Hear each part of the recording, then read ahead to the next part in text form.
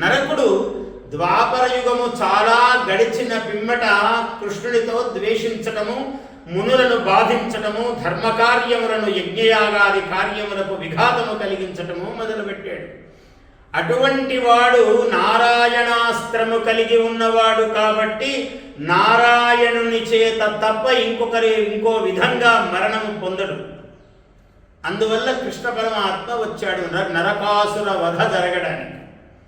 ఆ కృష్ణుడు కూడా తల్లి కదా, సత్యభామాదేవి కూడా మాతృ అంశ భూదేవతాంశ కలిగినటువంటి రూపము సత్యభామాదేవి. లక్ష్మీ స్వరూపిణి రుక్మిణి. సత్యభామ భూదేవత అనుగ్రహము, భూదేవత రూపము కలిగినటువంటి తల్లి.